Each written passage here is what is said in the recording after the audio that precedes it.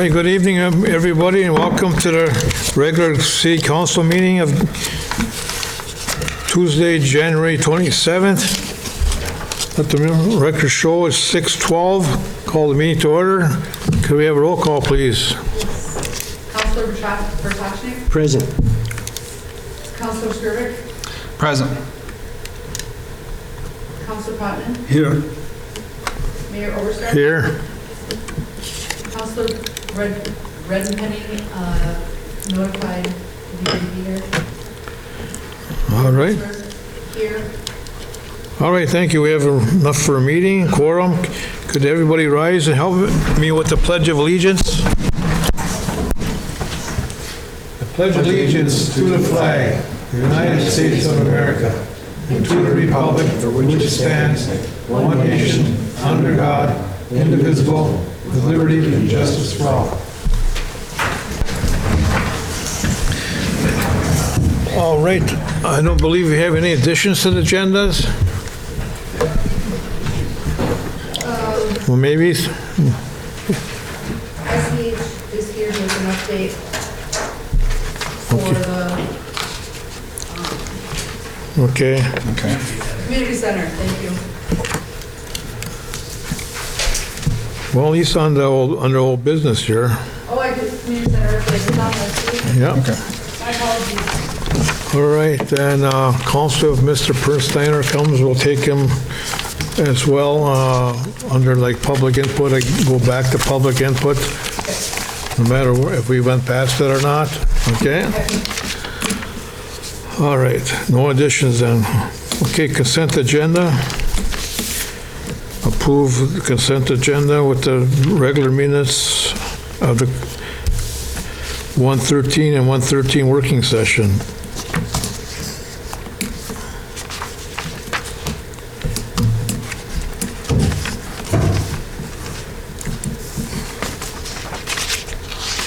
You wanna, what? Invoices from, If there's an error in the, we don't have no bills and payroll or, I mean, We have them under old business. no, I was talking about the reports from the previous council meeting, Mayor Overstar's report. the what? Your report, in the minutes. Oh, is it a question? Yeah. If you want to Okay. read that.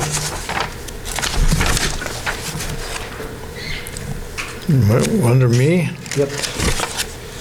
Page 2. Okay, where's the question then? If you stated all those things or did not state those things. If I said all them things? Yeah. Yeah.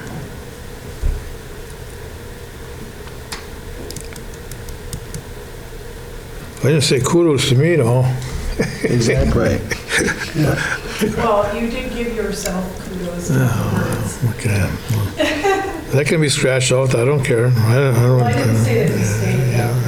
Yeah. I would say that sentence and the next sentence is not relevant for the record. Well, that was also something he's talked about his passion. Yep. So I just summed up the longer part of what he said to something smaller. Can't do that. Yeah, well, you can Well, go, I've been doing that the whole time, so. no, I'm okay, from kudos to participates, and I can take that off. You know, but leave the last sentence in there. Yep. I'm okay with that, Yeah. okay? I just want to make sure that what you said. Yeah, that's fine, yeah. Okay. I'll go ahead and move to approve the consent agenda with changes as noted. Second. Moved by Councilor Skirvik, supported by Councilor Bertachnik to approve the consent agenda with the corrections and deletions of the, as stated from the regular council meeting minutes. Any more discussion? All in favor, say aye.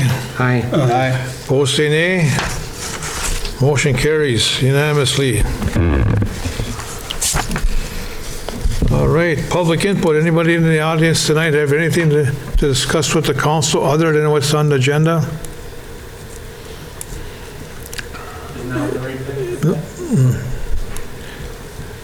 All right, hearing none, seeing none, we'll move on. Reports by mayor and council. Councillor Ponton, you have anything? Yeah, just one thing. I visited the library last week, and up in the auditorium, well, Rudy and I visited together. Up in the auditorium, there's a pickleball court set up. I was surprised, and I never heard anybody asking for permission to set a pickleball court up in our auditorium there in the community center. I was just curious how that came about.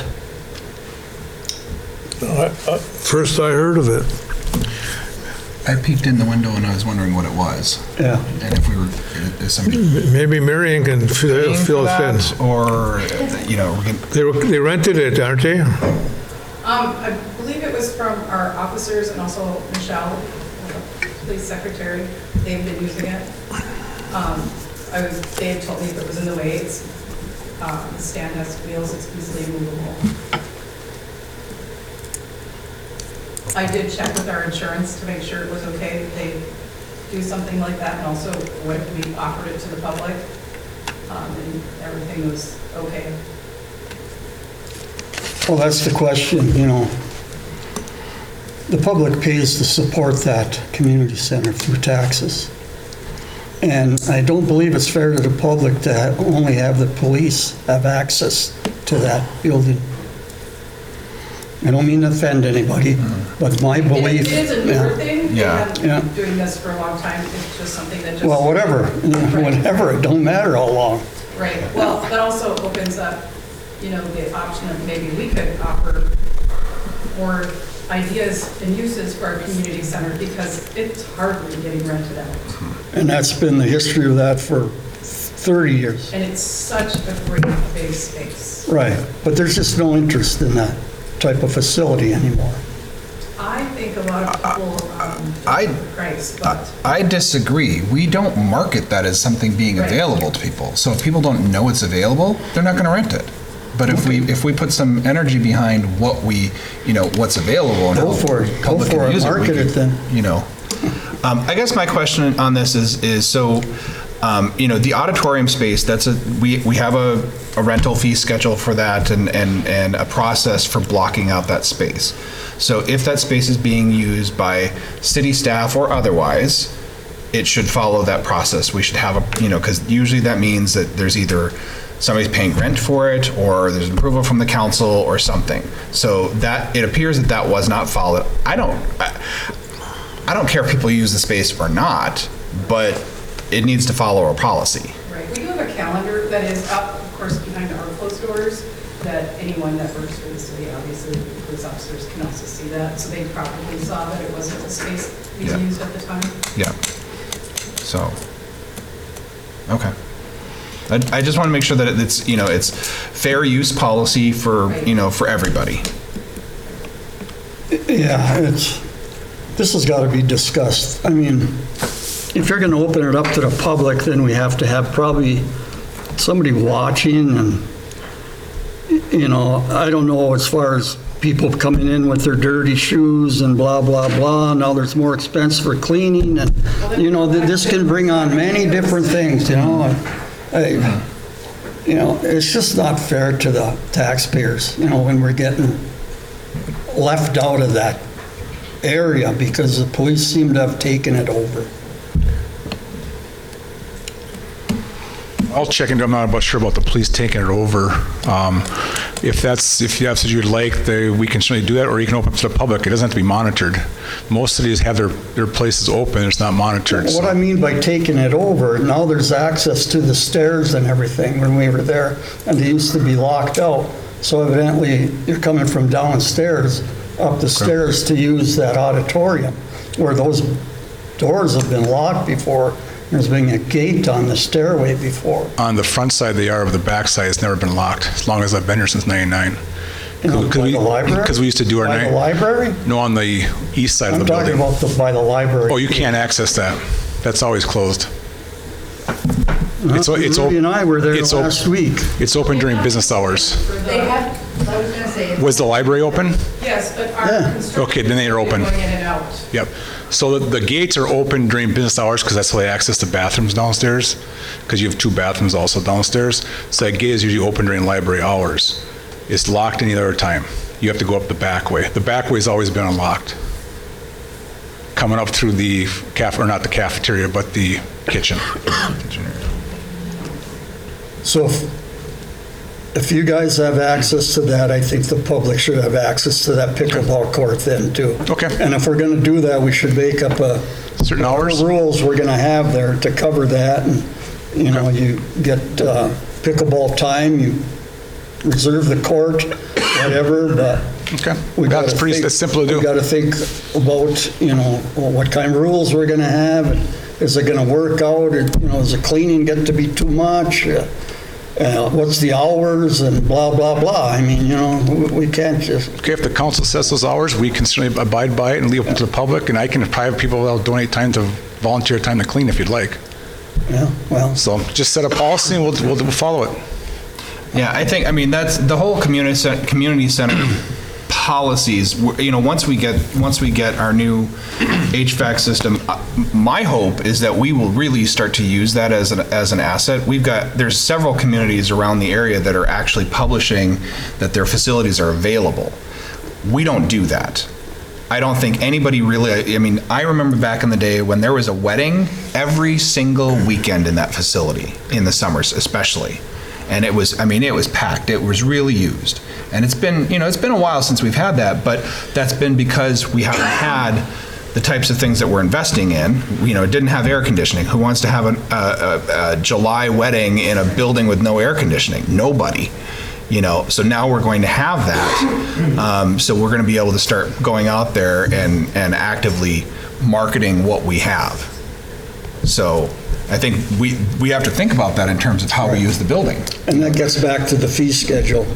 Right. It's a good time to bring Absolutely. updating the fee schedule on everything. Yep, absolutely. As far as our wastewater, water, the whole fee schedule has to be looked at, and it has to be looked at now, because not only for those changes, but especially for the utilities, they're going to have to be. I think you're going to have to figure out Increased. who's going to control the paddles, the ball, who signs out for them. Yeah. Yep. See, all those issues. I don't think you want to Have put, your own. Yeah, people could bring their own. That could be the policy. Yeah. I don't have a paddle ball, paddles or a ball. I wouldn't know the first thing But about it. I mean, if I you're don't know gonna- the first if thing you're about gonna it, so. market I mean, I saw in the paper that Evelyn is asking for thing use, because they've got the school over there yet. They're asking for uses for that, and one of the suggestions was for pickleball court and stuff like that. But it's like, somebody's got to have the paddles, the ball, how much you going to rent it for, you know, are you going to bring them back, is there Right. damage or whatever it is. Yep. If you're going to have a person there, I don't think you want to put that on the library, because that's not their duties. Right. So, and people are going to walk in with, I'm sorry. Most people are people walking in with- pickleball have their own equipment. people are And going to walk I'm not in. even sure whose net that is. I think it might be one of our officers. So I mean, she probably doesn't want to leave it in there for the public, but, Right. you know, but it's something to look at, obviously, to market this building. Yeah. Anything else? I don't have anything for my part. Okay, Councilor Skirvik. Only one thing, February 3rd, Tuesday, is caucus night. Just a reminder to everybody, the location for the Republican caucus is at the Gilbert Community Center in the Public Library building. I believe that's the auditorium, I think. I would guess it would be the auditorium. And then the Democratic Farmer Labor Caucus is at Minnesota North College, the Mesabi Eveleth campus. So just down the road. I believe caucuses start at 7 o'clock. If people need more information, there is a caucus finder on the Secretary of State website. Just Google "where is my caucus" and you'll have the information. So please, to the public, please participate. Anything else? That's it. Good. All right, Councilor Vrtajnik. Well, I'll go back to the library, and I took a picture of the conference room at the library, which is full of, you can't get in there very good. There's food left in there, an old crate of oranges, broken computers, et cetera, et cetera. We're going to start the project for the community center, and they're going to have to get in that room. Well, I don't want them to be slowed up because we have so much junk in there. And it's the same as downstairs. We tried to go into a room downstairs, and one of the rooms that's got the double doors between the bathrooms, one door was locked, but the other door was open, but you had to push it open because there's 2 large flower pots holding it shut, and that room was packed with stuff which they're going to have to drill holes to the wall. So I have a schedule here for the Public Works that I want to pass out later. Everybody can take a look at it, and I'll give it to Lynn to give to the head of Public Works to get those cleaned out. There's 2 old pianos in the basement also. One I tried to play was very much out of tune. So I think in order not to have a delay in getting that project done, which we need to get done soon, that those rooms need to be cleaned. And I'm going to turn that into the thing. I also looked in the auditorium, and we have old light bulbs, the old clear glass light bulbs, 200, I don't know, 200, 300 watt light bulbs. And I'd like Sam to go through and probably take a look at getting a quote on how much it would cost to just replace those bulbs, take them out, put in LED bulbs in there. Because I know that when we're looking at the bills this last month, we paid, what is it, $3,000 to heat that library? Not just 1 month, $3,000? Community for that center. building, community center. Yep. And that's quite a bit. All right. We also have, I also putting on that list the stuff that we have downstairs. There's 3 floor sweeper scrubbers that are, I don't think they've been used. They're sitting in the dust. There's rooms that just got old piping in there. We're having a problem with the heating system because it's an air-type system on an old boiler-type system, and the air compressor went out. They bought a new air compressor, great, keeps the heating system, but they left the old one in there full of oil and stuff like that. I mean, you have to remove those kind of things. You can't leave them there. The ice machine was on full of ice, but it was missing the front cover, and I opened it up and the rust fell into the ice. So that's how all this stuff is in there. And if we have stuff like that, we're going to redo that, and we're spending $1 million on doing this place, I expect it to be clean.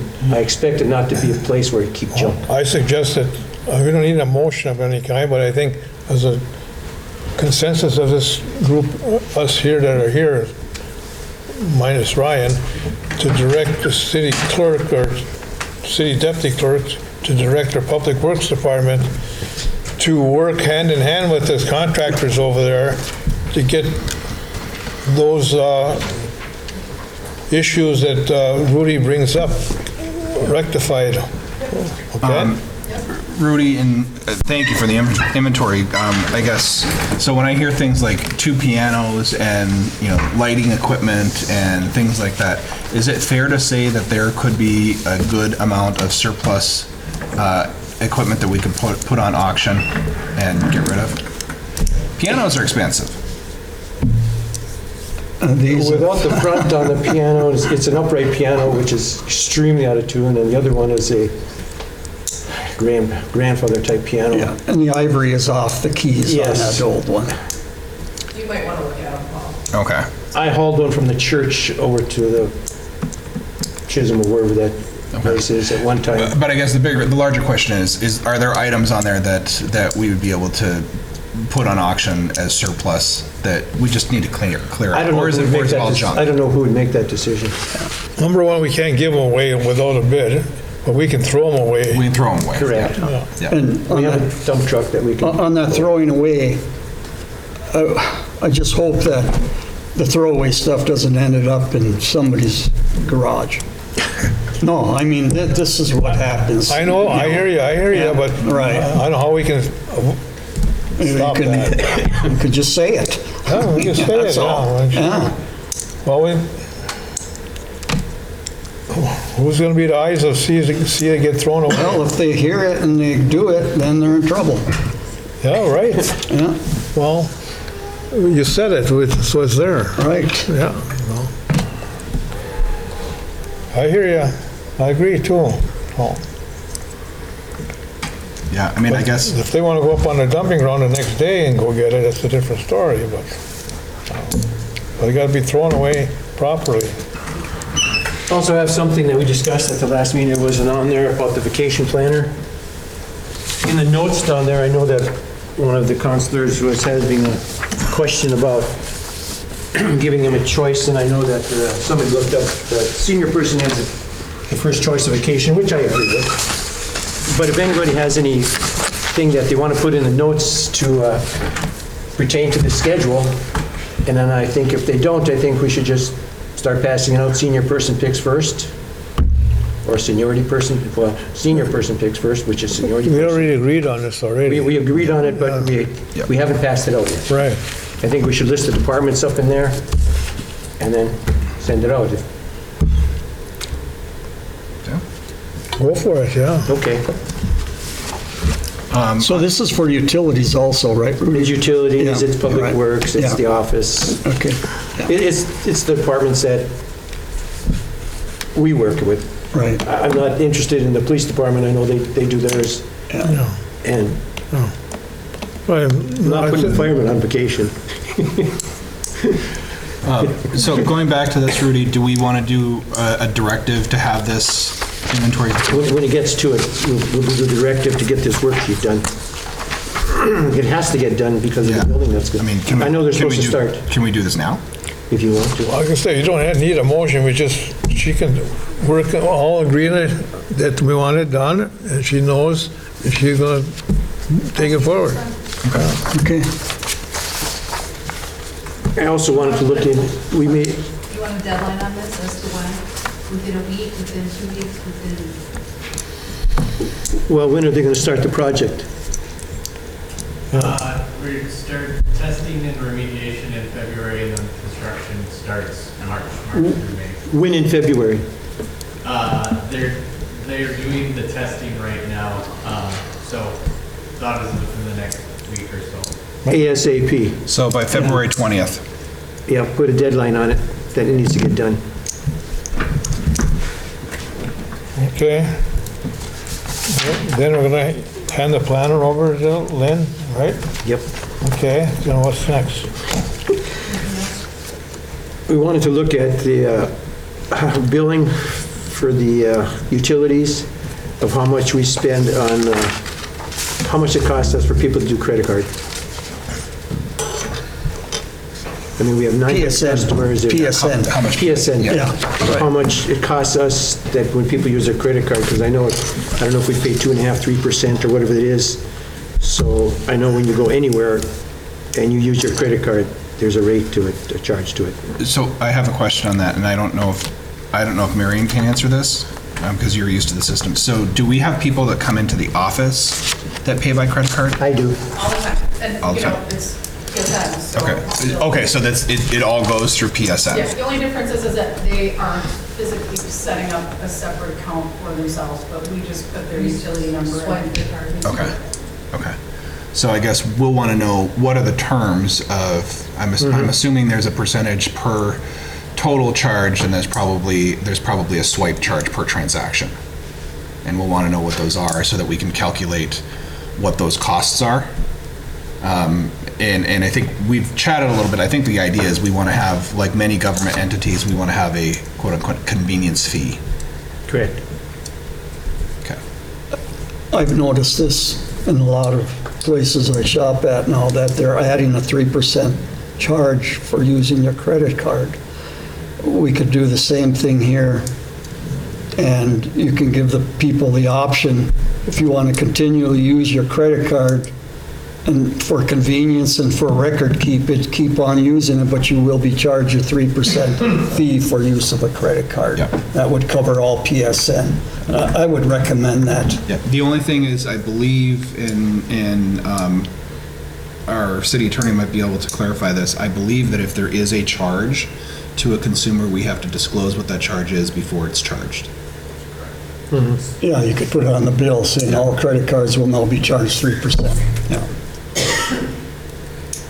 I think, I don't know if I need a motion on that, or we just move forward and having the office Well, start I looking think, into it. I think before we make a decision on it, I mean, it may be small, it may be big. Correct. I think the first step is to gather the information, find out what the Let the terms office are, and then look we can into it. calculate what the total is on an annual basis. I'm guessing it's going to be well into the thousands. Correct. So maybe even more than tens of thousands. So, are we going to move forward with finding out exactly what it is now, or? Yeah, so We have to have some type of how we're going to do this, otherwise it may just go by the wayside. Well, we you can know? tell Deputy Clerk to check into this. Okay, That's all I have, Carl. all right, thank you. So are we going to bring this up at the next meeting? Should it be on old business then? So then we can take care of it at the next meeting, we'll find out everything, and we can vote on it Whenever she and gets implement that, it. whenever she gets that information. Well, that should Yeah, be by next meeting, and, yeah, I would think it'd be, Might. yeah, I think, That's not a priority, but it's something to look at. it's a way to save, who knows, maybe $20,000 to $30,000. how about this? Can we request it that we get the information by the end of February? Would that be reasonable? Whenever she can get it, Yeah, because we have I want to other pressing be, issues. I want to be respectful of a transition right now. But all it is the PSN, all you gotta do is, how many people you got on PSN? It's not that simple. There's calculations that have to be made, and there's like, I will that try takes, very it hard, takes Bob. away from time, and we need to be very respectful of the time of our office staff right now. Okay, I will ask you. Yeah, I was gonna say. yeah, it's not that hard. Okay, next I've dealt with most of my stuff at the working session, and so everybody knows, we move on with that. Big thing is I want to get that light up there, and the developer situation done with, Terry wasn't here tonight, but hopefully, and Aaron wasn't here tonight, and hopefully nothing drastic happened to that. And I move on with this other, with the Jason portion of this, because we will need somebody like Jason on our team here. Anyway, I just hope the development situation is still in limbo a little bit. Of course, it's winter time, that's what happens here. Can I go back to one thing on boards and commissions? Yeah, Did the cemetery board just lose a person? I don't know. I think Keith has left and moved back south. Keith then? No, that's He was news to the me. treasurer of the cemetery board. Oh, So we might have to say we might want applications for it again. okay. You want to look into that? Well, I will, Call Don? I would be calling Keith. Okay. I'll call Linda now, so, okay. But that's a good point. Not only that position, but every other Yeah, position but we've got in this several, town. we've got Yeah. we've got 3 positions open on the Water and Light Board. We've got 4 open on the Planning and Zoning. So maybe, could we? How many on Park and Rec? Park and Rec, Yeah, that's Park and all Rec, open. that's all of them. Could we, for the next meeting, have the current listing of the status of boards and commissions? So, because I think we could advertise that, on our website and on our Facebook page, and let people know what the process is. Yeah. And, this town, volunteerism has died. I've seen it. And, when we've advertised for these boards before and get no response, I've done it on myself, trying to recruit people. I ran out of people that are at all interested in anything in this city. It's just a shame, that people expect the council to do everything in this town without any help from anybody. I'm getting just so frustrated. That's all I got to say on that. Well, I have to agree with Bob, before this new charter change, the mayor always had to go look for these people, and it is frustrating to get sorry, no, sorry, no, sorry, no. Well, now, the council earlier last year made the ordinance that all 5 of us, that's the job of all 5 of us now, not just the mayor's job anymore, with the ordinance that, so, and it's not gonna be the same old thing, even if you advertise, it's gonna be the same old thing. Nothing gonna change. So, maybe 1 or 2 here, but you're not gonna fill all the seats because the interest is not there. So, all right. Moving on to staff, we have the fire chief here. Mark.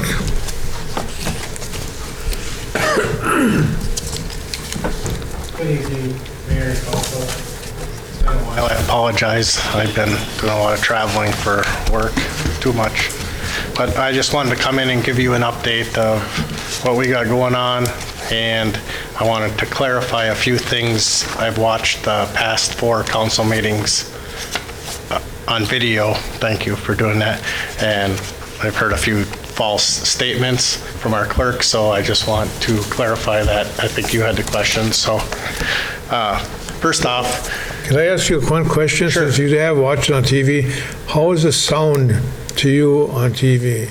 well, I can hear just fine. Had you turned it up or have to I have turn to it? turn it up a little bit, but I can hear just fine. That's what people are not doing, turning it up Yeah. on their own remote. Okay. So the first one, I see that you put it in new business. We submitted our 2026 officer roster on December 9th, and me looking back, I didn't hear you guys approve anything on the 4, which brought up a red flag, so I went in and saw Marion on Friday, and we dug through the old counselor packets and found it stapled to a back of a fundraiser thing, so that's the first thing I want to get approved. We're well into January, so I don't know if you want to do that now. Nothing has changed, it's the same officers as 2025. Well, It's on new business. It's on new business. I can bring it up, I'll bring it up right now if the council wants to go. If there no objection to the council that, or changes, let's go ahead and do that. Take it off the table. I'll go ahead and make the motion to approve the new fire department officers. I'll second that. Motion by Councilor Skirvik, supported by the mayor. Any more discussion? Yeah, could you tell us what you guys make? People have been asking me, what do the firemen make? Could you give us, On officer or on pay per call? no, just the officers, what you make per month? I Right believe here, your group. Could you tell us I don't even what each one makes? I believe it's 400 for the chief, or is it 300? 400 for the chief, 300 for the assistant chief, 200 for the battalion chief, and 150 per captain and lieutenant. Lieutenant? Captains and lieutenants, Or there's correct. 2 captains and 1 lieutenant? And 2 lieutenants. We're all at 150? Yes. And Oh, there's 2 lieutenants. each of these officers have an extra duty. Our lieutenants are in charge of the monthly SCBA maintenance and making sure they work. The other lieutenant, Rask, is in charge of, or he's in charge of the SCBA's. Captain Lotiger is in charge of all the tooling, chainsaws, case saws, monthly checks. Captain Berdach is in charge of the apparatus, running them weekly, making sure they start when they're needed. Battalion Chief Devich is in charge of doing our secretary during our business meeting and our para.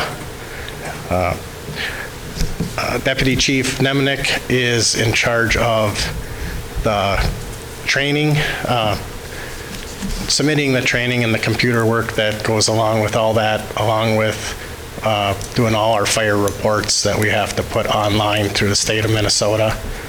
And Lieutenant Makava is in charge of our training, is our training officer, and I am in charge of overseeing all of that and all of the other paperwork and meetings. And I have a monthly chiefs meeting, a local chiefs meeting. I have a monthly region training meeting that I go to, a quarterly coalition meeting, and other ones that I attend, plus all the admin and payroll that I take care of. So the trustees don't get paid anything? No. What is their job then as a trustee? Nothing. We have to have trustees, and I don't know if you can clarify why. Most likely to help with the Belief Association Yeah. handling their funds is probably a requirement flowing from the banks and financial institutions that carry that money. Okay. So as long as we're talking about that, we do get paid per call, well below minimum wage, which is $8 an hour per call. And then we have our para, which is one of the lowest in the whole region. So we get $2,000 per year served after a 20-year fully vested. So that's where we're at. Okay, thank you, Mark. You're welcome. Anything else, Bob? No, Anything? thank you. Okay, currently we're sitting at, We still have a motion open. I got a sorry. motion. I got to vote on this. Okay, I had a motion by Councilor Skirvik, supported by the mayor, to approve the elected officials of the Gilbert Volunteer Fire Department for 2026. Any more discussion? All in favor, say aye. Aye. Aye, opposed, say nay. Motion carries unanimously. Okay, All right, thank you.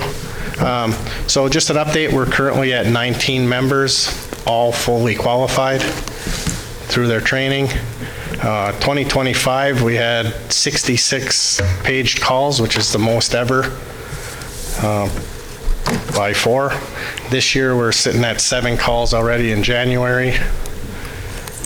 So any questions on any of them calls or anything? Do you provide a report for, you know? Have You you? don't provide a monthly report where the call was, or? I do. Would you like, I can give that to you, but I think I have given, you've asked in the past about our monthly meeting minutes, and I was told that you have not received them yet, and I've been. Right, that's what I'm curious. Yeah, I've been. If they could be provided for our packet whenever, end of month or whenever. you know. Absolutely. I sent a lump sum of them to catch up on last year, and I know they weren't getting passed on to you, is Yeah. what I heard, so. Yeah, I appreciate I that. will take care of that. Right. Along with our monthly call report. Do you bill for those calls that you go on, host calls, or? That was one of the questions. No. The taxpayers' taxes pay for a fire call. The only instance, and that's what I wanted to bring up, so I'll skip to that one next. It was, I believe you asked that question, and the big fire, wildland fire came up. That is charged. So, and I think this was a twofold question by you that, about the $10,000 maintenance that we put in our budget for unforeseen actions, and Clerk Skirvik said, well, when the tire blew out on the way to that wildland fire. So what he didn't tell you is the fact that that engine that went up there made $275 an hour, which pays each firefighter $25. So that engine's making $175. So after paying our firefighters for going up there, we were up there 3 days, and we made the city $9,825. Now, $4,200 of that went into all brand-new tires for that engine, and them tires were 22 years old. So we still put over $5,000 into the general fund on that. So in them instances, yes, you do get paid. Any wildland fire, if it's a big event like that, and we get asked for service by the DNR, it is paid for. But not house fires? Not house fires, no. I don't think anybody around does that anymore. I know Pike Sandy used to because they didn't pay for it in their taxes or something. There was so yeah, so no calls are called for. So, any other questions on that? I hope I clarified that on that wildland fire because it kind of didn't sound correctly for the people watching it when we're actually making the city money out there. And these guys taking time off of their real jobs to go do it, so. I do have one question. Is there any difference between, how we get paid, the city gets paid, whether it's a Gilbert territory call or if it's a mutual aid type of situation? Is there any difference in that? No, because it's all through, if it's a wildland fire, it's all through the Department of Natural Resources, so it's paid by them, by the state. Okay. Yeah. All right, so I guess I took out the last one of that, going back into the budget a little bit. I agree with you, that was a budget item that we've always done for unforeseen, but I didn't use it if we didn't, so that money went back into the fund. I can say, and I know you stood up and said, there's going to be unforeseen things that come up. So to clarify, so one of the things that we do have, and this was in the conversation, as the liaison to the department. So I did have a conversation with Clerk Skirbich about, we had a $10,000 essentially maintenance line item in there. With the change to the charter that talked about our approvals, used to be everything that was $500 or more had to come to the council. The change that was put in is basically allows a department head and the clerk to have a conversation in emergency situation to increase that spending level and then report it to the council afterwards. So that gives you your buffer so that if a set of tires and it's like $1,000 or whatever, you do have the ability to use that process and just report it to the council. So just so you're clear and you're aware. Yeah, that that's for sure, yeah. I mean, it's emergency vehicle, and I know I've done that in the past where I've called you, Bob, and you, Carl, and said, hey, we got this going on, we need to get this fixed, and it's been taken care of. My concern is, where is this money coming from if we have an unforeseen something? I can tell you right now, our engine 15 isn't producing foam. We need a actuator in there that costs $500 plus labor that we've been waiting till the end of last year. I was waiting for an answer to see where we were at on our budget to try to get that taken care of before the end of the year, and I never got that answer. Also, our engine 2 has about $2,500 in some work that needs to be done in the winter time especially. So right now that truck it's operable, but we have to go dry pump, or otherwise it freezes up, and when we go dry pump we can't get suction to it, so that's something we need to get fixed. We're fine in the summertime. Thankfully our ladder's a pumper, so I'm not worried about that, but that's something that should get fixed when we can afford to fix it. So are you asking for? No. To do that now? No, not right now. Yeah.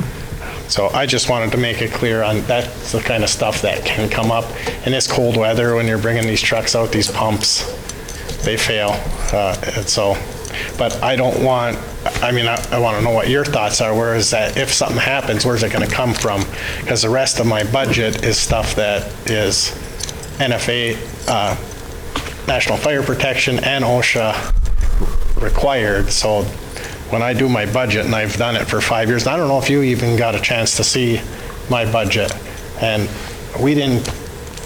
none of us department heads got a chance to come and see you and explain everything this year, and that's hard because you have no idea what actually goes into it, and so I hope next year or this year we can do that when it comes that time. Well, I'll tell you what, if you're, in my view, if you need something, you can't budget for breakdowns. No, You cannot budget. Yeah, and I understand that, and that's not what I'm asking. I didn't see no miscellaneous in there like 5,000 or something like that either. So we're just going to have to wing it, kind of like. So, and I don't want to see you not being operable. We're operable, we're making it happen. Thankfully, we have some people in our department that are craftsmen and can help put Band-Aids on for the time being, but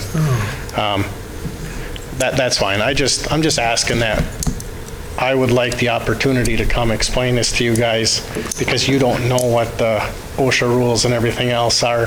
That's what I go to these other meetings and find out. So I think you would have a total different view on that and actually see that we never ask for anything that we don't want, or that we want. It's only the stuff that we have to have. Anything that we want extra, we've been given a donation to the city through our Relief Association and going that route. Okay. And there's going to be another one of them coming up next month for a project that we're working on, so just so you know. So any other questions on that? Thank you, I appreciate that you heard me out on that, and will give us the opportunity to sit down with you before you make them decisions. So that's, one more thing, sorry. Our old SCBA air tanks, I've been asking around on them. We do have some that are still good, and I've called a few different people on how much they're worth, and used tanks they said they probably go for about $75 a piece. So I need your permission to try to sell these and put that money back into the city, because they're just sitting there now. They're a different size and a different flavor. And I don't know, I think I can sell them to another area department somewhere in the Arrowhead region. I know I had some interest from Silica, but I think that's passed because they wanted them for nothing. But Okay, that'd be a Brian answer. Is that gonna go on bids, or can he allow us to go in and sell that to another department? We could, in all likelihood, sell it to another department. What we would need to do is get a count or a more specific description and put it into a written resolution to be passed by the council, declaring it surplus, and then so long as there was a fair opportunity, we would be able to sell it. I will get that done for you. I figured that's what it was, but yeah, I'll get that done for you. And then the old air packs that are outdated, some people want them, are asking for them for training and that, and I don't feel comfortable doing that. I think they need to go to the dumps because they are past the date. I just need your permission to throw them in the dumpster. I'm okay with it, but that's the way, that's a proper way to do it, allow them? Or do we have to have some kind of... Motion. If we're doing a surplus property motion, we could just include them and indicate that they're scrap value or something like that. Yeah, I don't feel, they're dangerous. We've had 2 fail before we quit using them in a fire, so I just would rather see them scrapped. And that's basically what we would do is declare that they're no longer of value to the city and we're disposing of them. Okay. So, yeah, same list, just different sections. All right. A resolution or a simple motion here? Written resolution is best. Okay. Yeah, better to have it in writing, Okay. I would think so. You're gonna get that back to us for next meeting then, too? Yes. All right. I can't promise that I'll be here because I'm Just traveling get the resolution nonstop, so- here, that's all. Get the resolution, and if we need to talk, I'll be happy to. Yeah, you'll be at our next meeting here next week, so I think so. we'll have that by that time. All right. Any other questions for me? I'm sorry to interrupt. If you get the list of property, I can help you format it into the resolution. Very good. No, I have no questions. I just Thank you. let you know that if you need something, not want something, you need something, I'm going to be okay with that. Yep. Well, hopefully we don't for a while. All right, thank you all. I appreciate the time. Thank you. Okay, City Attorney. Thank you, Mayor, no formal report. All right. Police Chief, Ty. Nothing this evening other than the closed agenda. Anybody got anything for Ty? Okay, city engineer. I'm gonna do the first responders thing. Pete, I'm gonna move you up right now. Okay. Since, Sorry for the interruption. I was talking to the fire chief here. that's all right. I've been hanging on for a minute already. maybe a minute.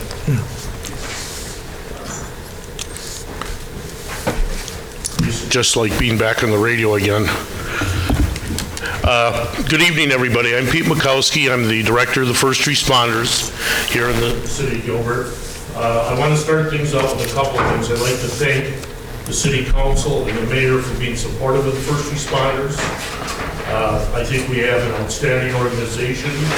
We've had some growing pains over the years, but I think that for the most part, we're moving ahead. I want to thank Mark and the fire department. You know, we've had some calls together. I can tell you that I do follow a lot of fire departments, and I think here in the city of Gilbert, you've got an outstanding one. I've seen a lot of, and I've mentioned this to Mark, improvements in personnel and training, and when we've had accidents, it's really nice to have a fire engine out there with personnel so we don't get mowed down by the motorists who want to see what's going on. And I also wanted to commend Police Chief Teacher and his folks. Whenever we've been on calls, and really we've been on some nasty ones, they are there. And I think you have an outstanding police department. You've got some great outstanding officers. And I just like to give credit where credit is due. Last year, 2025, Gilbert had 192 first responder calls. We also had 178 the year before. I just got the information, as a matter of fact, yesterday from St. Louis County 911, and they track all our calls. We've missed some calls, I'll admit that. We're working to improve that. We currently have 6 first responders, all very, very dedicated. It's difficult at times because they, like the firefighters, all have regular jobs and are out and about. But I want to thank the council for your support. I also would like to thank the city administrator. Look forward to working with the deputy city administrator on some things. We got a couple of payroll glitches, things we're still working on. But probably, and if I get a little teared up on this, for 2 years, I've been working on trying to get automatic defibrillators to our first responders.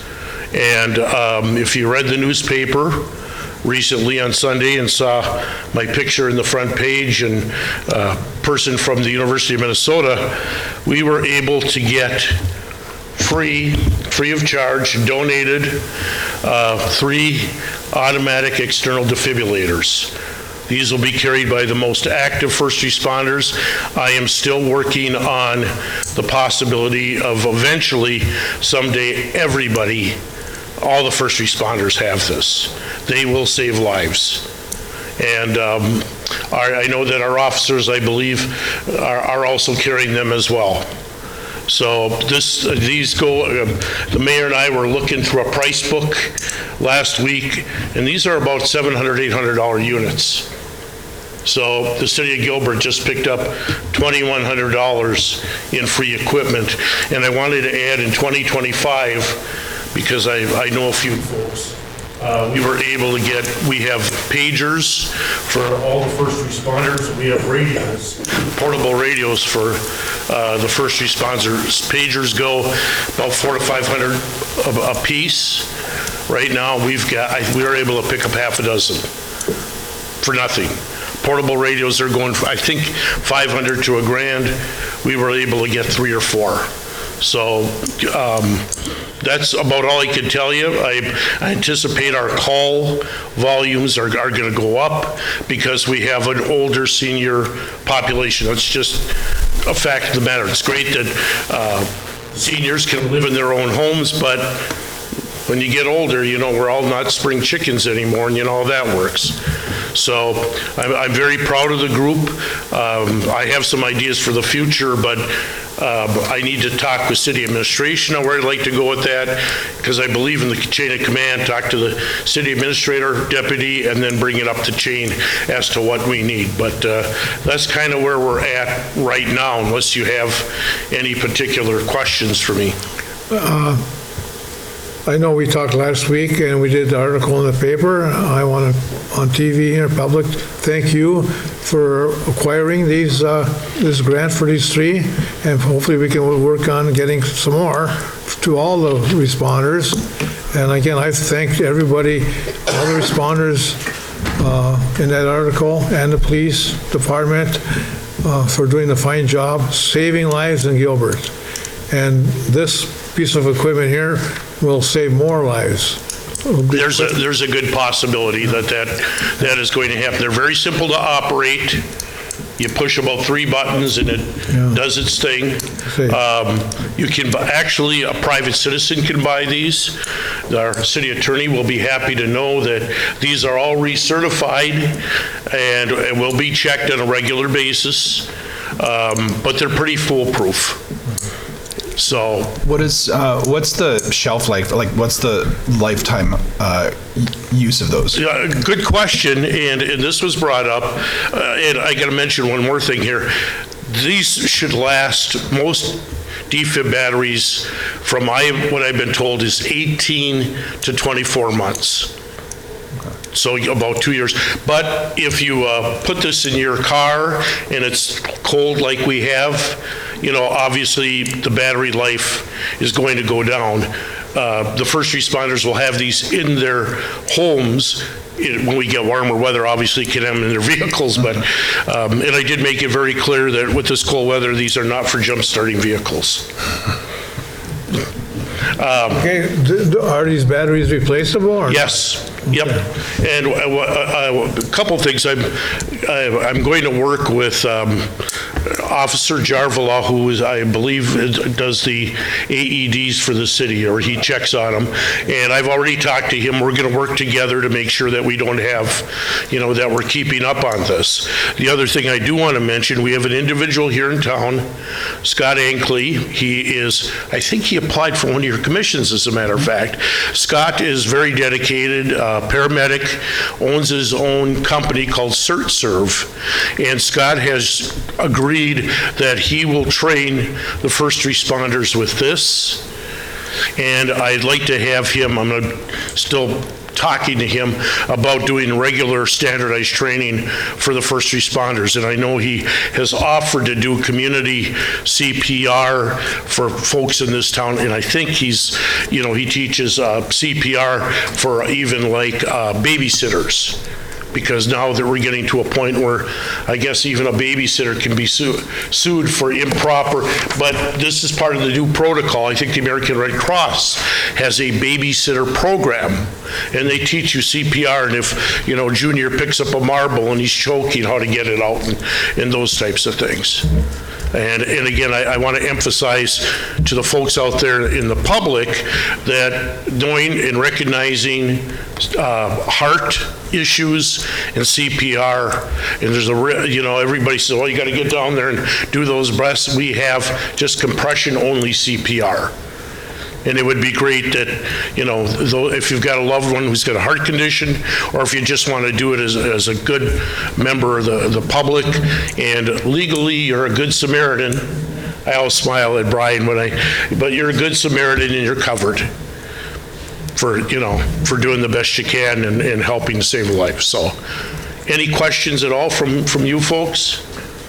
Mayor and Council, I just make a mention, we received a grant through University of Minnesota for 5 of them for each one of our squad cars. And what's cool about ours, like I said, you don't have the money for it. We were able to get the better ones through University of Minnesota at no cost to the city. Ours, when we open them up, it actually sends a signal to cardiologists at the University of Minnesota. So as soon as we give a shock, they know that we just used the unit. We've had 3 saves, the youngest 68 years old and the oldest 83 in Gilbert. So we brought 3 basically from the dead, no pulse, nothing going on. One took 3 shocks to get them going again, and the other 2 are 1 shock, and we got them going again. So otherwise you'd have to wait 20 minutes. Till 10 minutes for the ambulance got 10, 12, here. Yep. So, and we're usually within 3 minutes. 20 minutes is a big deal. So the more we can get here in the hands of the first responders. It is a coordinated effort. Yeah. And all 3 did survive. So and I think we were on a couple of them, if I remember, and I believe it was one of your officers who got first on the scene and was able to bring somebody back. So You know, there are success stories out there. And again, you know, I can't help but thank the police officers and our fire for working together with us, because we certainly can't do it alone. Absolutely, yeah. Well, thanks again for coming. Any more questions? Thanks for obtaining those, and They will be, hopefully, next week, they will be in service. We've all been trained on them, but I want to make sure that we're, you know, so. What are you smiling at there? Yeah. thanks, Pete. Yeah, and I hope to be more regular in giving you reports as we move along. I think we are up to about 10 calls so far in the month of January. Wow. Yeah, so, well, 192 calls last year. You know, that's... You're on target, yeah. Yeah, we're on target. Thanks, members. Thank you for, thank your members. I mean, I will do that. responders. Thank you, Mr. Mayor and Council. Yeah, thank you. All right, Clerk Administrator, have anything? No. Good? Not at this time. Okay. Okay, we're under old business. Check registers 114, 2026 to 121, 2026, and 12026 to 12726. Any problems with that, Council? We need to approve to pay the bills? I have a question. Okay, Councilor? On page 2, for Kinetic Leasing, 23 fire truck and public vehicle. I mean, I see the amount. Is that split between Public Works? Is that the Public Works truck and the fire truck combined? Or is that just That is for both. for both? So should that be split, coming out of each one of their budgets? Yes, and we will look at it again. We did split it between principal and interest, but I don't think we split it between fire and public works. We need to find out what the where the split is. Yeah. And then we will make that happen. Okay. Another question on that particular bill. It's for $91,500. And the payment on that is $128,000. So, you know, I know you're not familiar with this yet, but I was just curious. There must be another payment coming later in the year. Yes, it's a biannual, so Yeah. we did pay in February and we pay in August. So there's another $38,000 due probably in August. Yes, I Because can- the total bill is $128,000. Right, I do have the schedule. Yeah, I'm pretty sure that's what the next one is. Yeah, I have the schedule, and I'm I'm pretty just sure kind of that's what it is. surprised they don't cut it in half. You know, I know. We yeah. never have for some reason. I Yeah. look back at our history, and that's how it's always been. Okay. We do one in the beginning of the year and then a lower one. Yeah. In August. Okay, you answered my question. Thank you for that.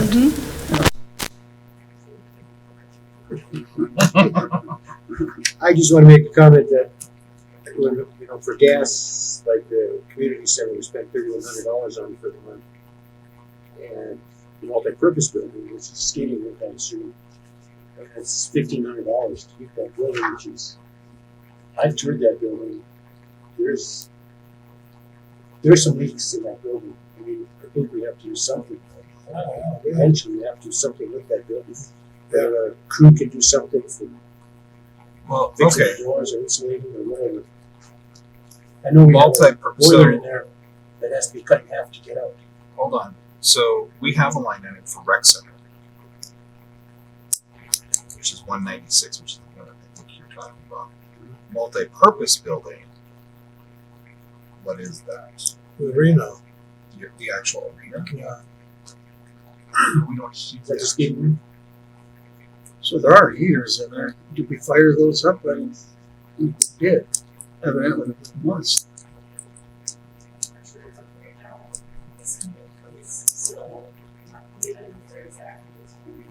Yeah.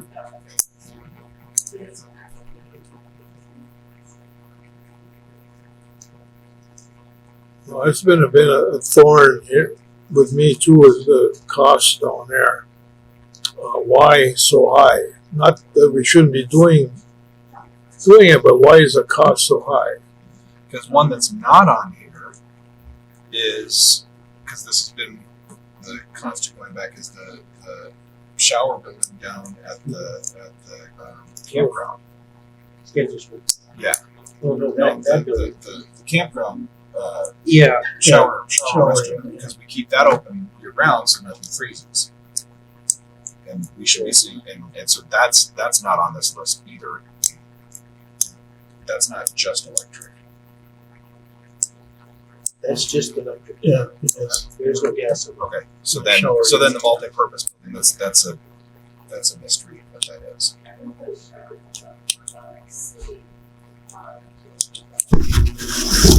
Yeah. Yeah, but it's not on here because it wasn't built yet.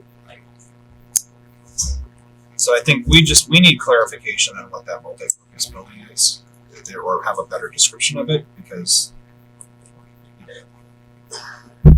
Yeah, because if they're turning the heaters on in that unit, I mean, there's no end to, right. to how much you can use there, because of course it's not contained at all, it's just, It's not fancy with the cold air. yeah, so I don't, get to the bottom of it. And then I have another question on the Visa cards. So we pay interest on every Visa card that we have. Is that interest because we pay a late fee? Yeah, actually, I just discussed this with as well. There is a problem with those guys.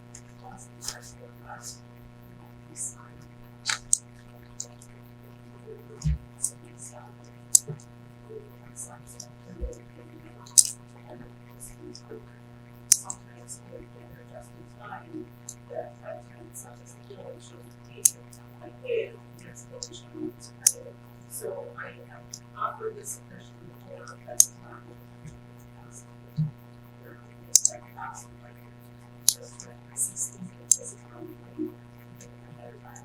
Process.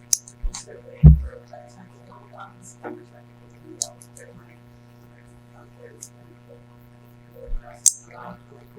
it was to just recipiency, for the holidays.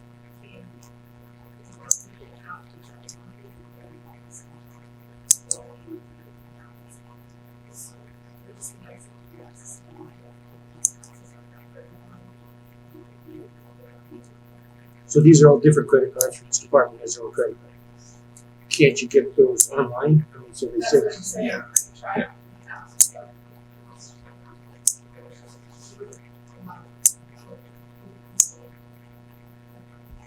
the council wouldn't allow them to get. So we pay interest on every one.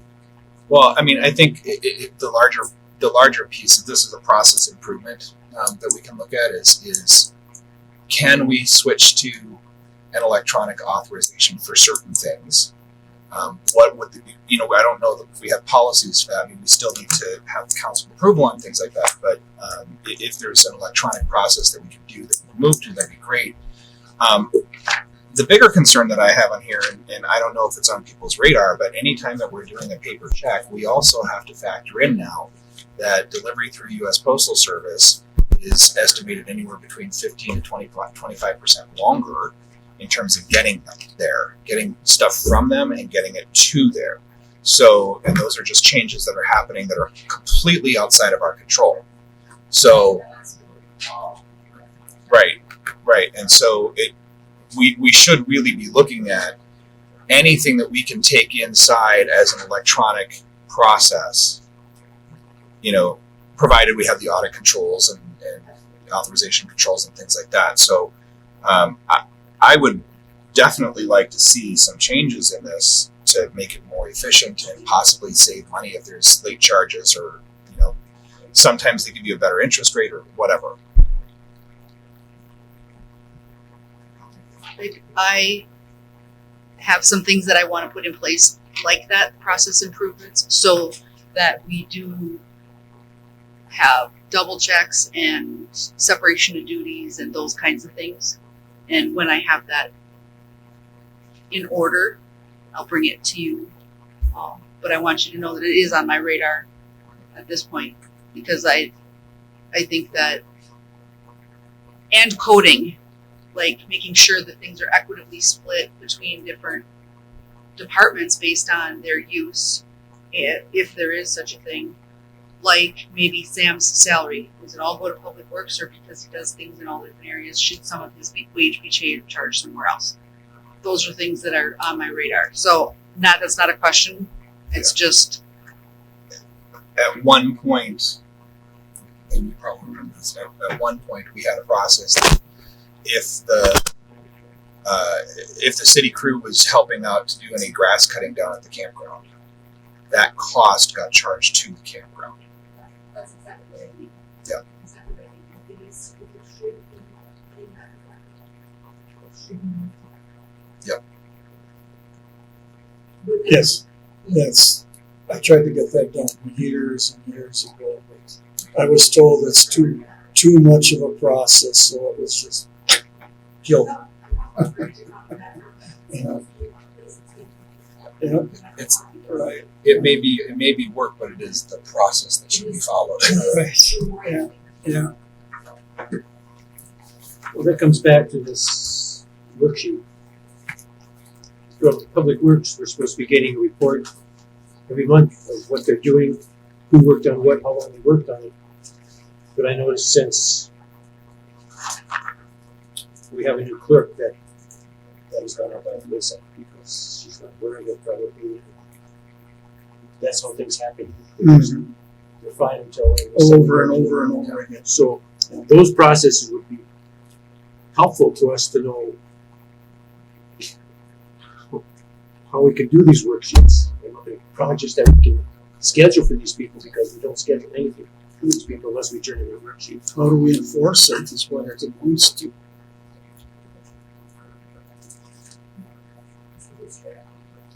Yeah.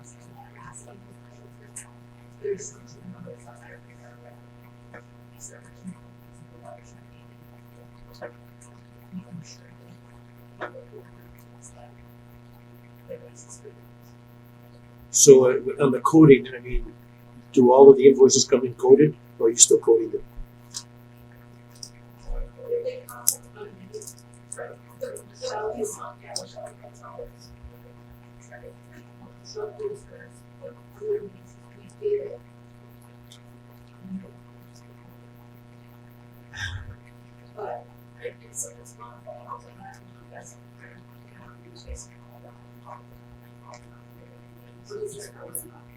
Right, so there's certain people who is that's the really great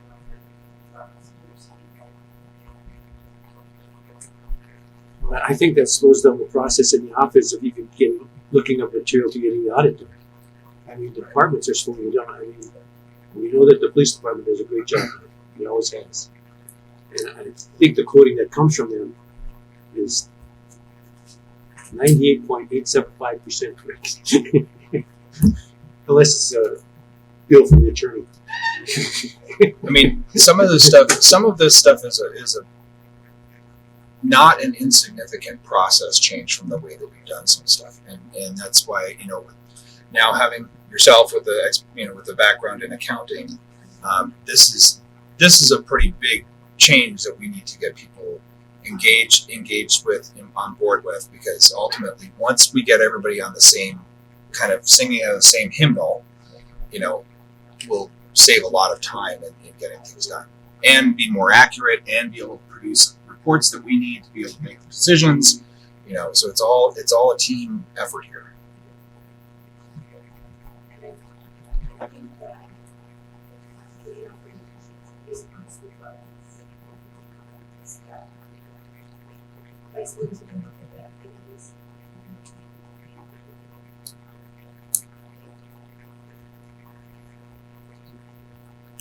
One other question. On page 1 of that first check register, we have abdo payments. Now, is that reconciliation, that was for the entire year, right? They can reconcile the check for the entire year. That wasn't just for the month, was it?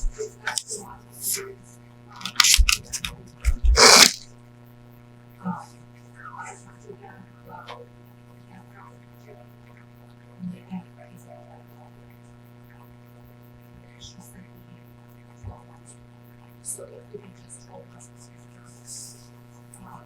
With that being said, I didn't. There is no reason why I was trying to make things that I have to. I'm sitting in notes. And on my list of things that I kind of wanted to talk about is there are things that get deposited or taken out of our checking account on a regular basis. I have a folder that I just started that things that need to be added to Cassell, like the payment that we got from St. Louis County. Okay. If it's not in my system, how do I ever reconcile the checking account? So on a weekly basis, I want to take and see what has been deposited or taken from our checking account and make those entries so that when I look at Cassell at the end of the month to do the bank reconciliation, those items are already posted. I will post the interest and I will post any fees that might have taken place or anything in the last week, but then reconcile the bank account within the first couple days of the next month. But to try to catch up to all the things that come and go, like the PSN transactions get put in there through utility billing, and Hannah does that. But we also have money that's going into the campground now because the people are making reservations. And then we have fees for when they use their credit cards. Those fees are being uploaded into the cell so that we can keep track of that stuff. So there's lots and lots of things that aren't being done that need to happen. What do you need to make it happen? Time. So with respect to the campground one, let's set a meeting for probably our next council meeting day. Okay. And we can have Randy get you access to the software program. He did. And then I can go through and show you where the reporting is. He did give me that. Yeah, and so we can just kind of go through so you can get that information. That should match up exactly Yes. with. And I'm getting, Marianne has been sending me weekly reports from there. Yep. So I can see what the total is for the dollars for reservations and then what the fees are. Yep. And it's just actually making an entry into Cassell to do it. But it has to be done. The one missing piece, and I honestly don't know how to point you on this one, but there is a credit card processor as well. Yeah. That I believe the system that we're using is Basis. So Yes. there's going to be that portion. There is another of credit fee there. card processing fee. Yep. And that system should be able to provide you with that exact reporting. Yes. I don't have access to that basis. Yep. Part of it, but I can see the fees through this. We might have to work through Firefly to have them advocate to get you that access. So. Okay. But let's. This is just some of the things, just trying to make you aware, like Bob, you said, what shouldn't be that hard to get the PSN number, and you should just do it.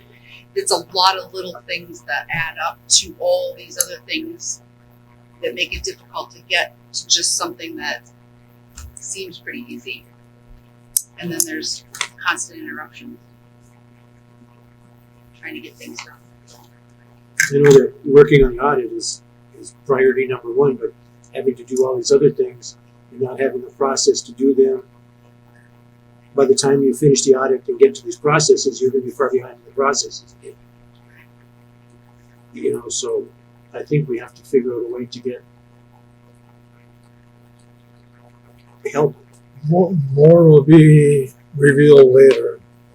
Okay? Yeah, okay.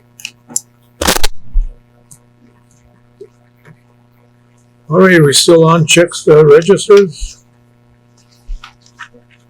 Nobody made a motion to approve these yet. I don't have any more questions. I'll make a motion to approve check registers. Moved by Councilor Skirvik, supported by Second. Councilor Vrtajnik to approve the check registers, 114 to 121 and 126 to 127, 2026. Any more discussion?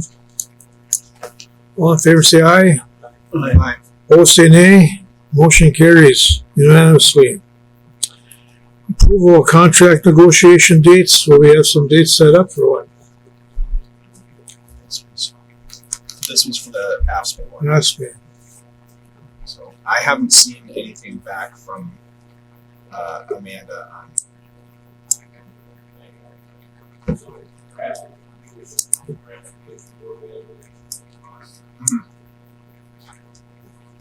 Well, if it's in between meetings, get a hold of me and I can approve them. You know, if she sends something. Because right now you can make some dates, but you can cancel them too, I suppose.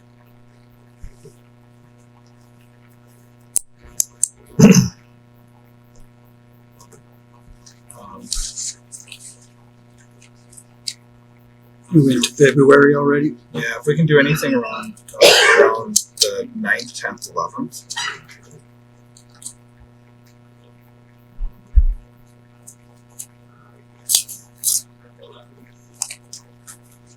Ninth, 10th is our meeting.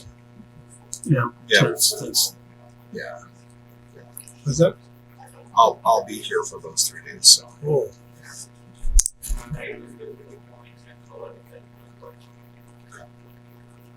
So then it just is going to depend on what Amanda's schedule is. If she wants it during the day, if she wants it during the evening. well, where's the ball anyway? Whose court? I believe they're coming to us next.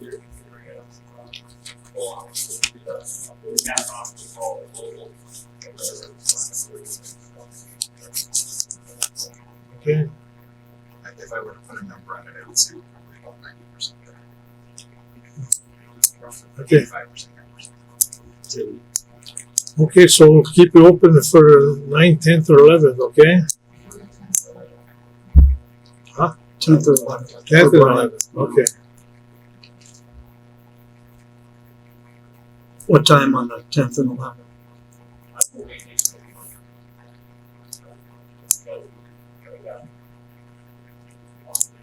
So noon would work? Noon would work, yeah. That's good for me and Rudy. I don't know, Rudy? Yeah. So noon on the 10th or 11th, whatever they have. Right? Okay. Yeah, depending on it. Let us know. Not good for me, but that's okay. I mean, so Yeah, yeah. All right. So we don't have to make a motion right now, we just keep that in. All right, letter of support for the landfill. I don't have the resolution, you? I got, one piece of paper here. I don't have the resolution. I can't find my resolution. Yeah, I don't have that packet with it. Is that what we call it? So, For,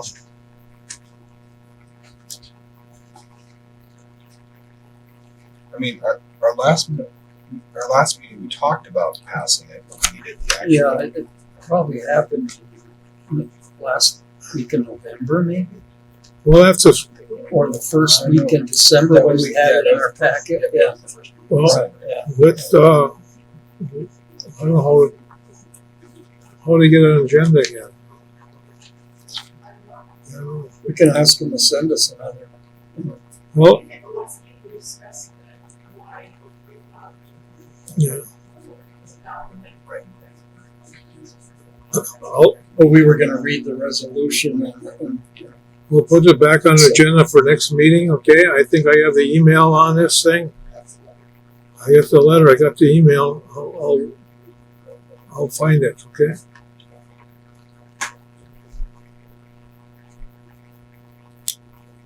Dues for the League of Minnesota Cities.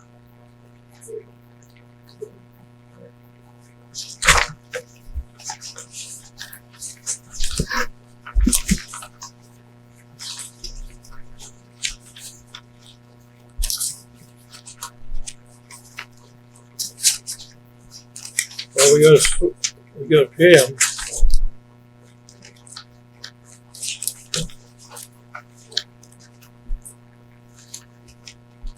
I don't see it. you recall how much they were?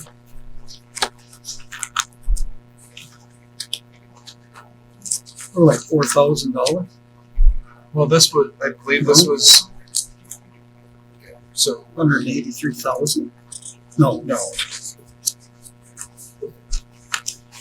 I thought it was like $4,000 in the past for our dues for League of Minnesota. well, there is one, it's training.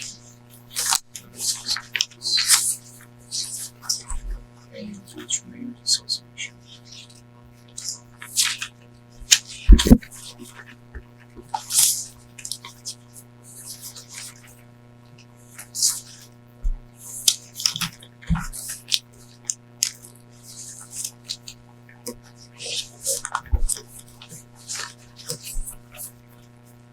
There should be a relatively big one coming up, which is the big annual one. That's usually what we have a discussion about. There's two types. There has to do with our insurance and It's got to do with that, there's always the conversation about tort. There's Tort. yeah. But these are dues just, it's only like $4,000 if I remember right. We'll see.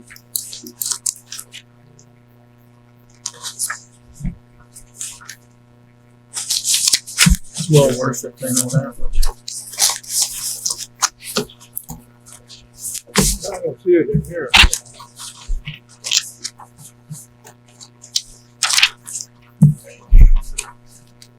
This year.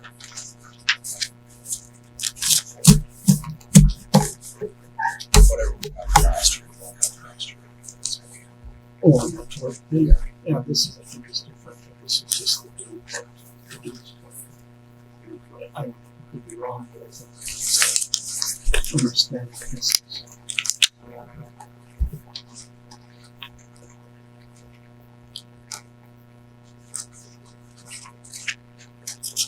Okay, well, Marion's taken, it's,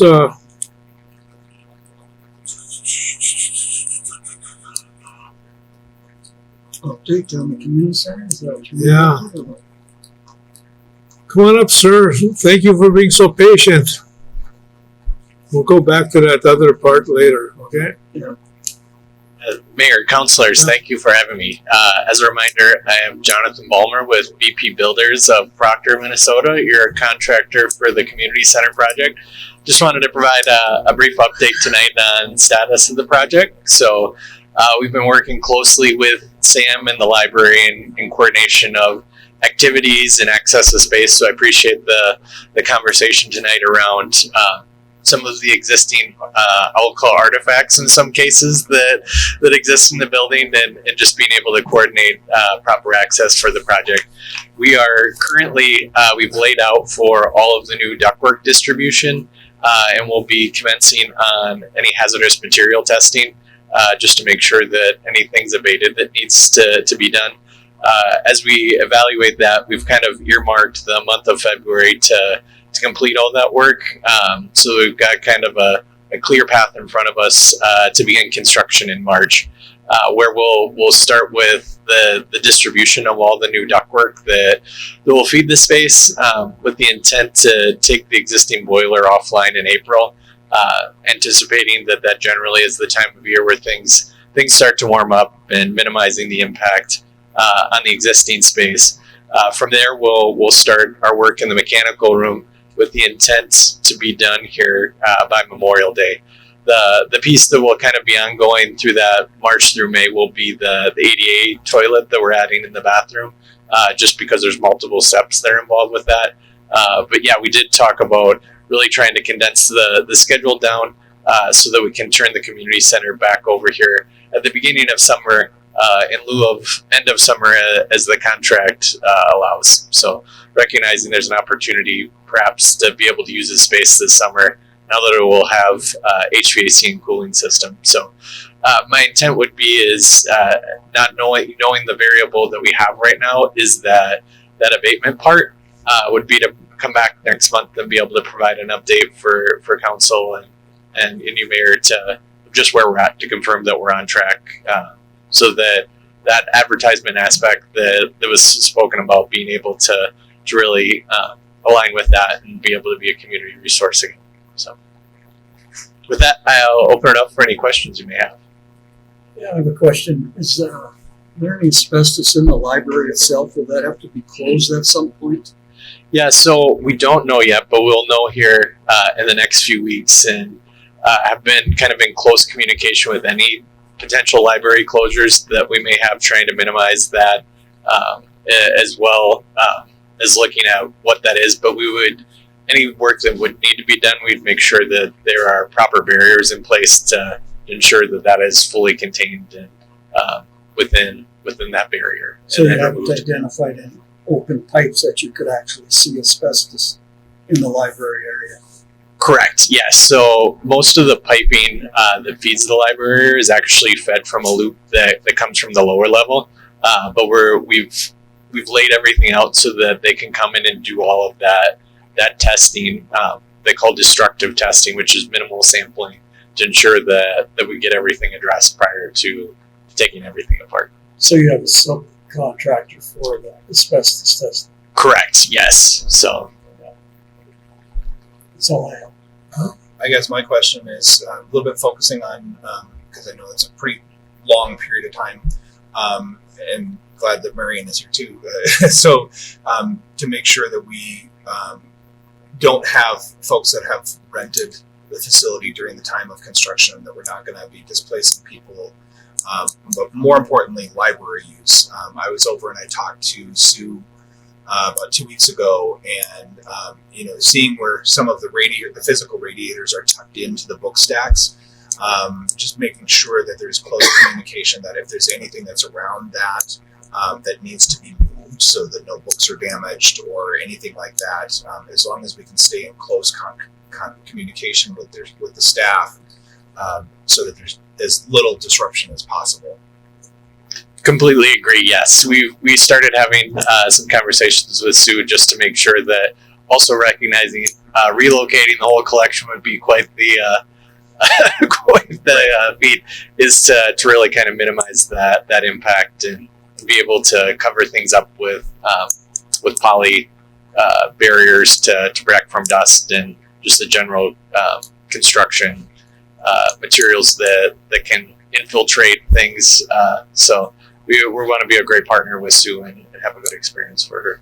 At a really, and I'm not going to hold you onto this, yeah, but just at a really high level, what can we expect for like anticipated closure times, specifically of the library? Is that going to be like a week? Is it going to be like a couple of days? 2 weeks? I would say I think it will be somewhere between a couple of days and a week. Really, we've got two main trunks that go through the library that impact the overall operations. Knowing that the library doesn't open until 10, we're able to get a lot of that work done ahead of time, and there's the potential that we could, we're kind of navigating that through with Neeland and JK, who is our mechanical HVAC partner, to see how we can minimize that disruption and impact on her. So I think it will actually have a bigger impact when we cross over the entry. But again, with not opening till 10, it gives us kind of a 3-hour window in the morning where I think we can hone in on those areas, work on those till 9:30ish, be able to get out of the way so that they can open as scheduled most days. So. Great, thank you. Appreciate the flexibility, and I know that Sue will be very happy about that. So.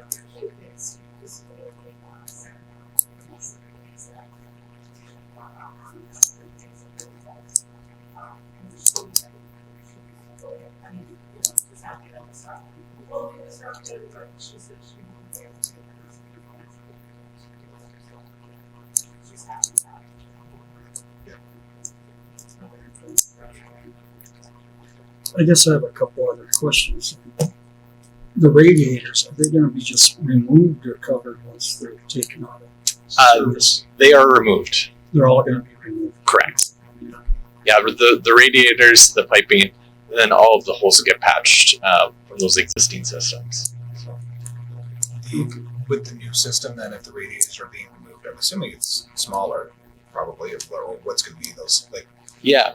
So it will actually be overhead ductwork, so on both levels. Okay, so then once they're removed, then Sue and her team will be able to maybe reuse that space as more stacks. Correct. Yes. So her planned intent is where they're tucked into the bookcases is to utilize that as book space, and then the covers that she built on the ones on this side of the building are actually going to be turned around and converted into bookcases as well. So then when you take out those air conditioning units, does the contract read that you cover them with whatever is required? The holes in the walls where the units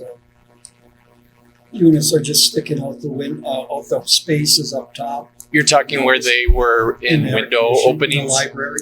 Yeah. So those actually get replaced with new windows. So windows to match. There's going to be windows in those spots where the air conditioning units were? I thought they were just cutouts. Nope, they were actually in window frame. So they similar to these, the frame is there. So we'll pull that out and then reinstall glass to match the existing adjacent windows. Okay. So, All right, thank you for coming. yeah, thank you for allowing me Look the forward time. to some more updates. That sounds great.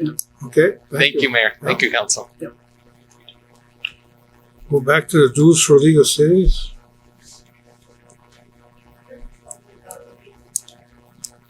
Oh, that's a different window. It says year on the back of the I thought there was a dues that was 3 or 4,000. Yeah, This is insurance or That's dues? the insurance part. Well, what's the dues part? Well, I believe, Oh, meaning that. meaning this. Meaning that, okay. Because I just. Yeah. This is insurance and there's dues. Just Yeah, it's minimal. Yeah. Right. Yeah, the This dues one are I like, wanted to make sure I brought to your attention. Yep. Okay, Yep. So this is insurance. So I think this is the one that I was thinking about, that we want to have the options, I think, brought to us. So fortunately, the due date is not until March 1st. So that will give you February to come back to us and say, like, because Something this about is the one that tort gives us, liability. there's two different prices for what type of insurance we have. And Brian, I don't know if you can describe that. I think the election that Councilor Skirvin is indicating is once a year we get an option from the League of Minnesota Cities whether we want to waive the tort caps and our premiums on policies actually get a little bit better if we say we want to stick with those tort caps. So that's what we just need to see what the difference between the two of them. Yeah. Probably do the same thing we've always done, but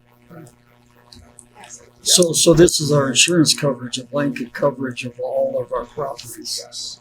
Yeah, that's right. And we're gonna need to know, we're gonna need to formally waive the tort caps, or not waive them, but keep them.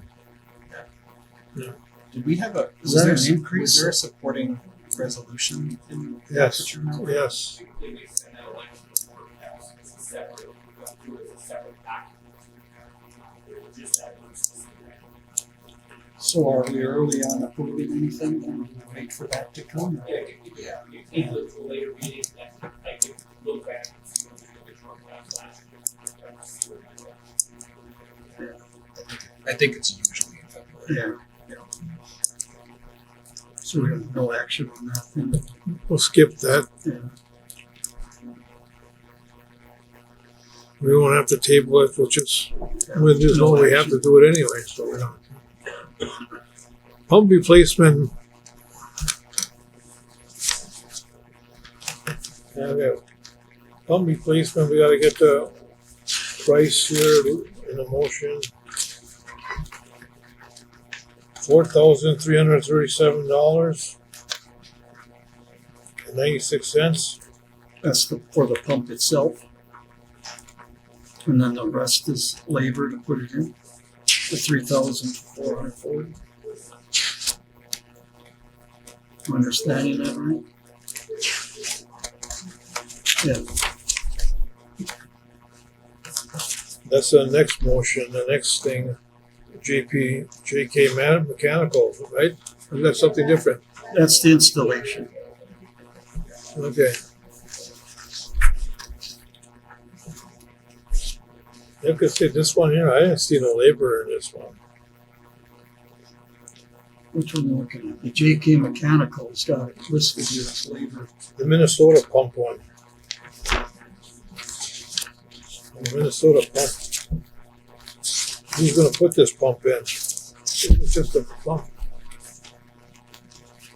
Who's gonna put this pump in?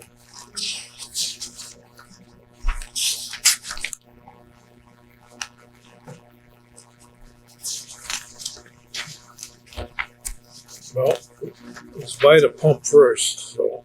Yeah, maybe our crew is gonna do it, our utility crew. Okay, we got the pump for $4,337.96.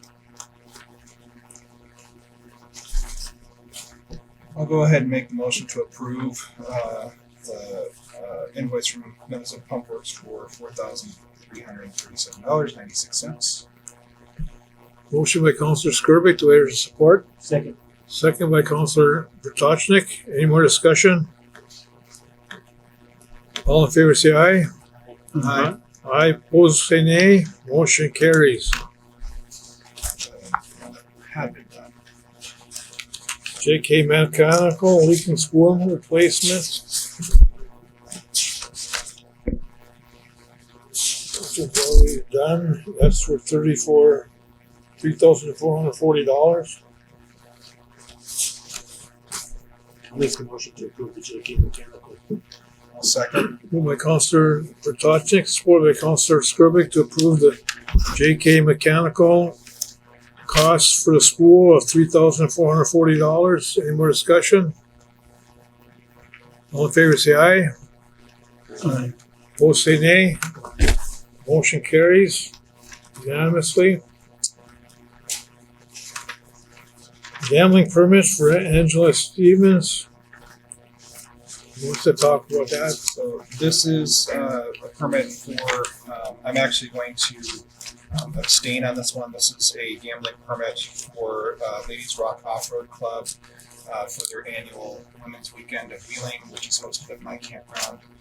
They asked me to forward the permit over to the council. We've had this in the past. And my understanding is everything is in order. We just need to get the. So raffle, what's gonna raffle?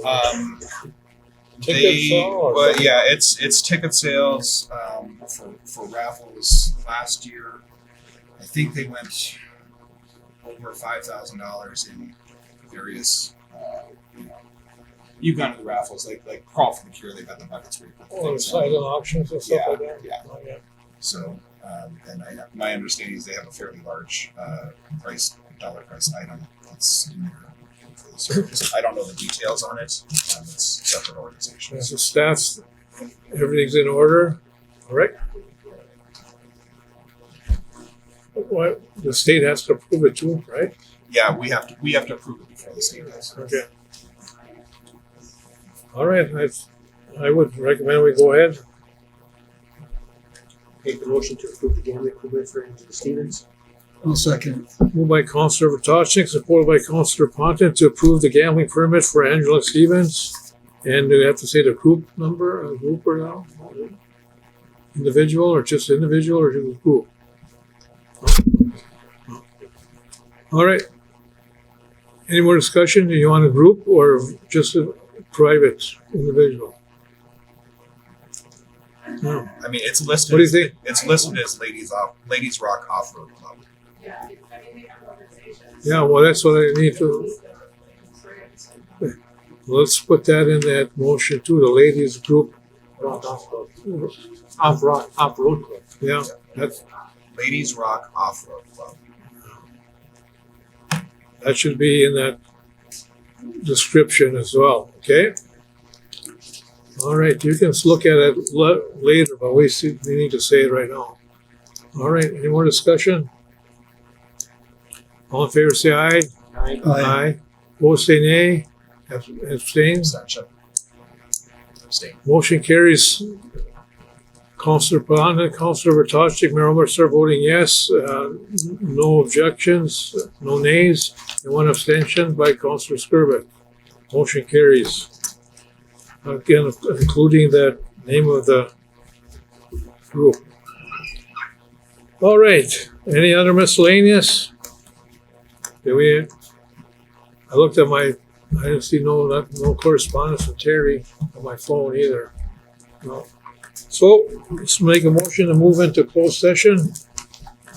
We'll go ahead and move to go into a closed session. Moved by Councillor Skirvik, supported by Councillor Vrtochnik, to have the council move into closed session for performance review. 7:56. All in favor, say aye. Aye. Opposed, say nay. Motion carries. You can cut her off, and then if you want to.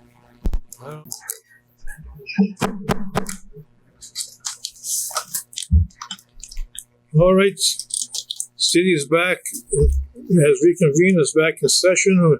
We closed the closed session for performance review. Let the record show that we're back at 8:59. Councilor Pondance, Vrtochnik, Skirvik, and Mayor Oberstar are still present.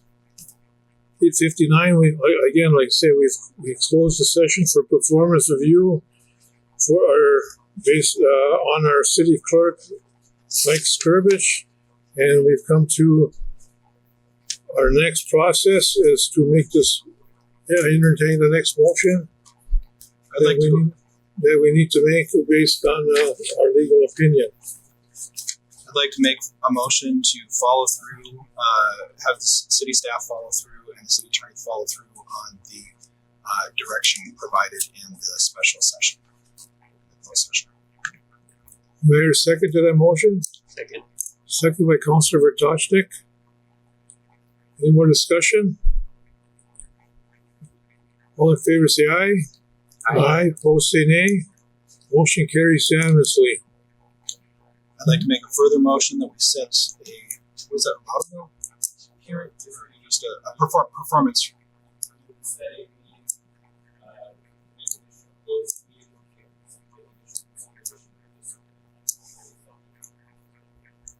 What is it? Second. Moved by Councillor Skirvik, supported by Councillor Vrtochnik to make that motion based on repeat motion from our city attorney for a near future hearing. I think we said Monday. Monday, and that's okay. Who's that? Time for Monday. What's that? We're saying no. when are you available on Monday?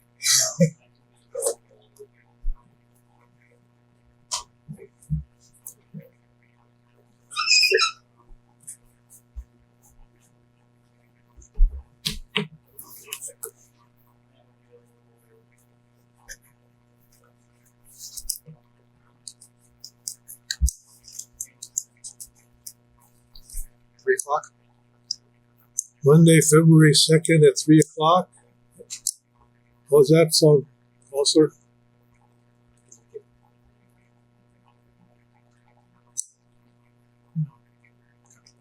Yep, we just need to have somebody record it. Okay. Unless you can come back, how far away is the doctor?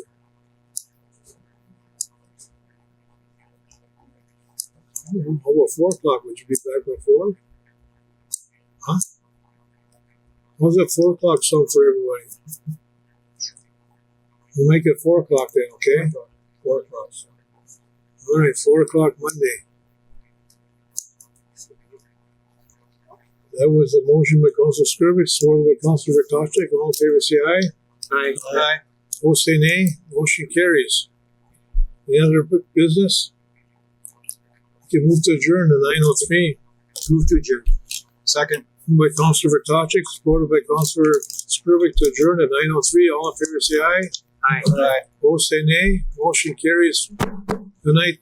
We're adjourned.